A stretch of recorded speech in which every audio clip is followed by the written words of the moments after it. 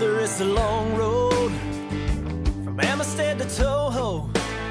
Doesn't matter which way you go, the miles are all the same.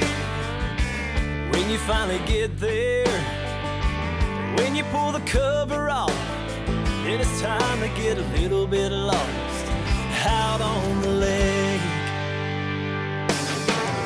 Gonna bag this boat into the water, find a way to win a couple dollars. Weatherman says there's a cold front coming down. Bring it on, I've seen it all by now. I can catch 'em shallow, I can catch 'em deep. Open water or the back of the creek. The wind and rain to me, it's all the same. I make a living playing this game, and I thank the Lord above every time I can. I get to be a fisherman.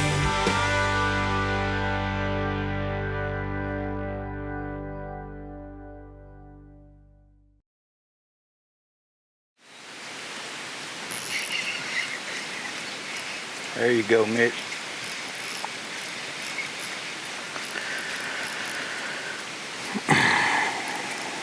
That might be a spot. Yeah, he's jerking a little more there. Largemouth.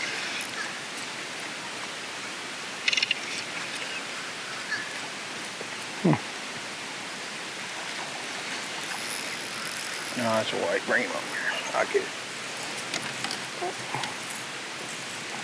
Good one. A little bigger. Mm-hmm.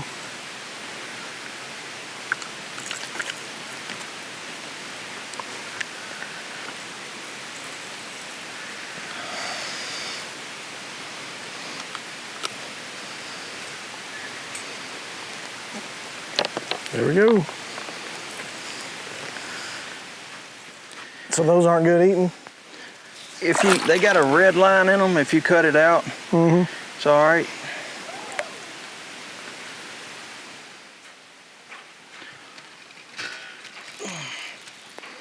You gotta get him off. That's the thing, folks, about getting in these tight, shady spots. I got one too. But if you do, sometimes, oh my gosh, as you can see, sheesh. Sorry. What you got there, Mitch? I don't know. You pulling that reel?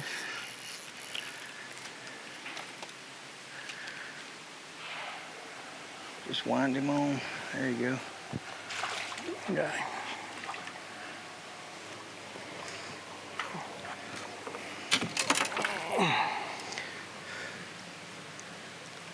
Start at the eyes, right? Yep. Okay. Hey, I think that's enough to Hey, end the there's a show good one on ended right on, there. ain't it? Largemouth and a white bass. It's been fun out here. Enjoyed the day, will you, Mitch? Yeah, me too. I never got a largemouth, did I? All I kept getting is these white No, you bass. caught a largemouth this morning. Did I? Oh, okay. Yeah, a nice one, as a matter of fact. Yeah. As you can see, we're just out here on Greers Ferry with a spoon. You know, it's up in the day now. It's 9 o'clock. We're about to go to the dealership, show you around up there, but we've just been throwing spoons out here. Mark Rose Little Edge spoon by Strike King, aftermarket spoon, and just fishing these balls of bait, you know, getting underneath the marinas. And once the sun comes out, this morning they were easy. They were out here in the open. We caught them on a Strike King Sexy Dog. When the sun pops out, get around the shade like we did right then underneath these pontoons. You don't need forward-facing sonar. Just get around the shade. You can catch them. Been a good time. God bless y'all. Go ahead. Go ahead. You're good.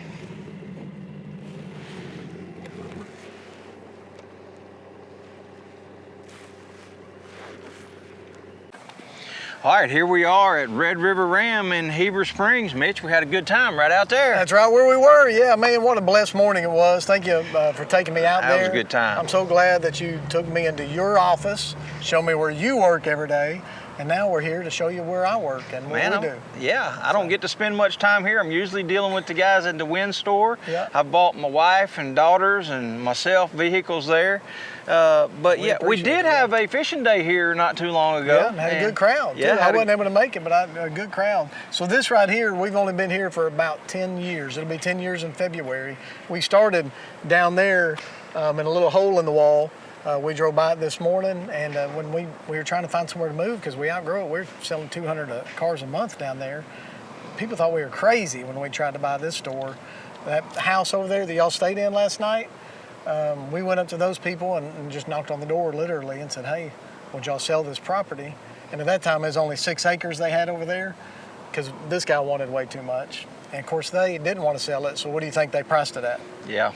Double what it's worth. Ah. And don't blame them, just said no thank you. They said, Yeah. make us an offer. I'm not going to make anybody an offer.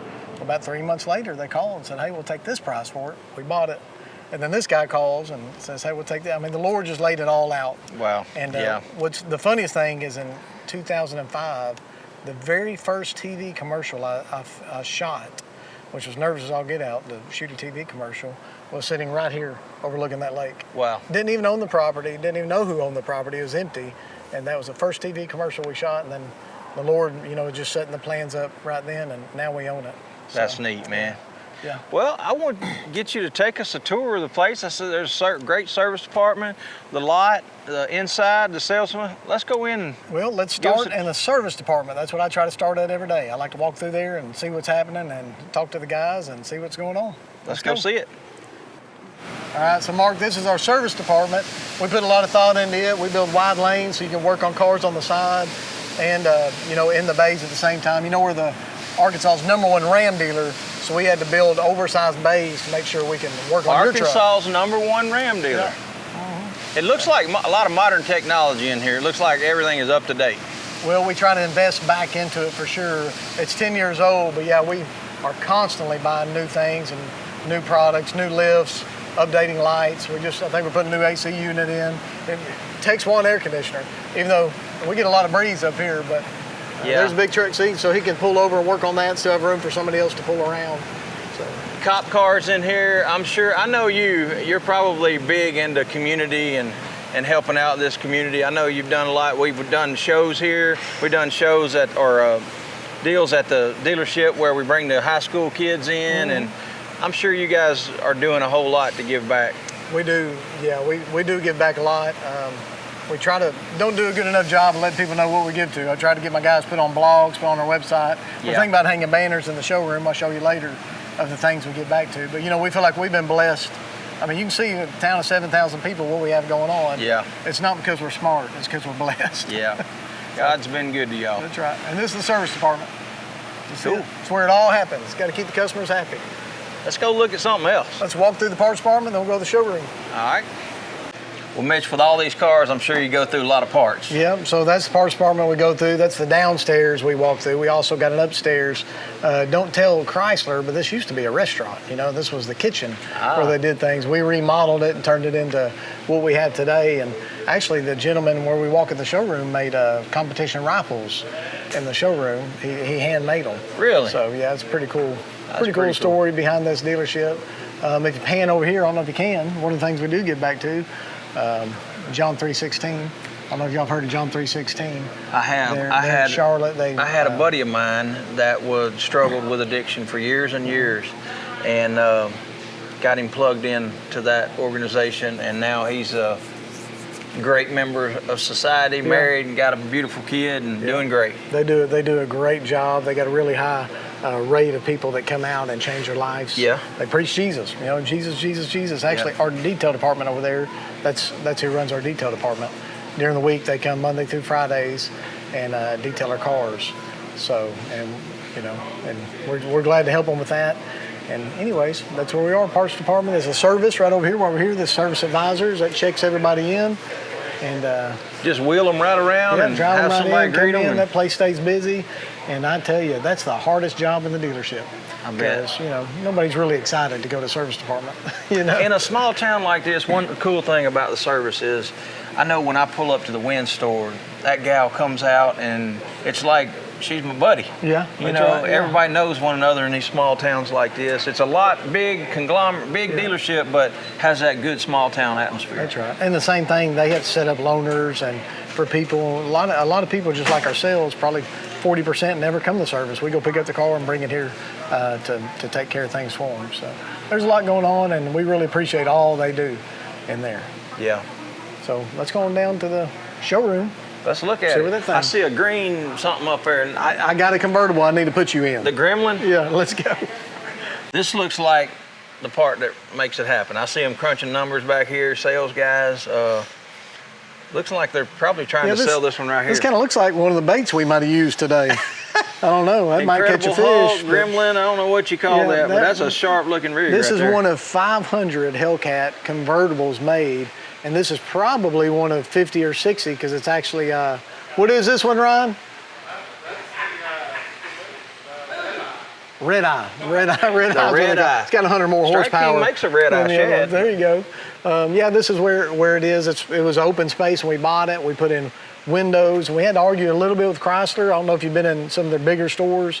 They want that fancy slick tile that you go into and, you know, all that big chrome stuff on the front. We said, hey, our people are looking, they're buying trucks. Right. We're country.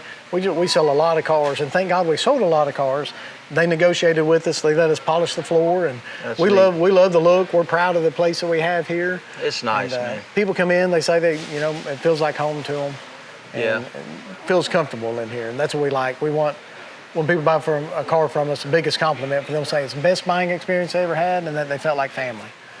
So you sell Dodge, Jeep, Ram, Chrysler, sell it all here? Sell it all, yeah. And then we got a slew of used cars. You know, we sell 100 used cars a month, give or take. Really? But I mean, we'll drive around on the golf cart here in a minute, and I'll show you the vehicles we have. We've got 400 in stock, and that's what I'm saying, 20% less than we've been keeping for the last year. You normally keep 600 vehicles on this lot. Last year we were keeping 600 vehicles. See, I like that because it seems like anymore since COVID, everybody's going to where they got three, but yet you can go in there and order them, and you can't ever get what you want on the order. You have to, if they have to find something else, you know. I like going and kicking tires. You can come sit in, feel them, see what kind of car you see, how you like it, drive them. I'd say there's a high percentage. I mean, they say 73% of every statistic's made up on the spot, so I might make this one up. Yeah. But I'd say 80% of the people that show up to buy a car buy something different than what they showed up to buy. Yep. So we just love the fact that we have them out there for you to actually walk in, touch, drive, and then you can make a choice right then and there to buy a vehicle. Yeah, because I always want to see the wheels and the tires and just everything about it, how it looks, not necessarily on a computer screen. Yep. You just don't get that feel. Same here. Our guys will, somebody, a sales call will call and ask about a car they saw on the internet. We'll go out there and just shoot a live video, send it right to them. And again, over 50% of the cars that we sell, we deliver, put them in people's driveways. Yeah. I noticed on the Wind store, they had Tundras out there a month or so ago.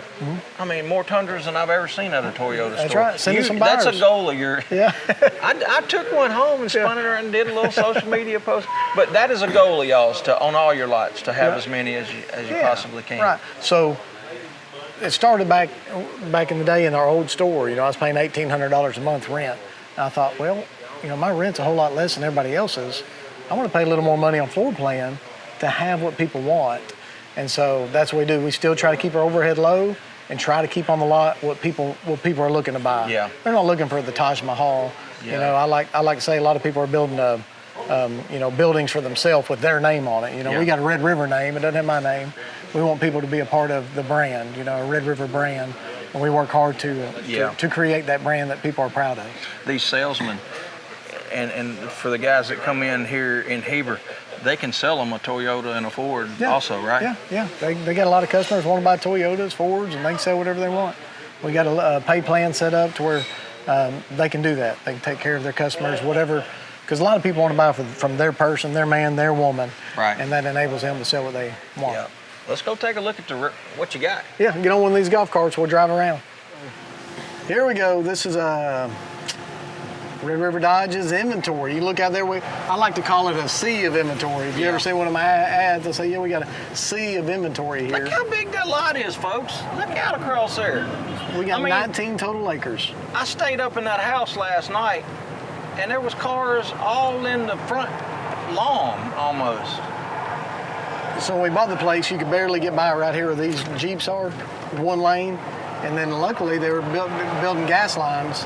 and they come and dumped all this rock in here and was able to add more land from those lines, those power lines over to here. So we gathered even more land up.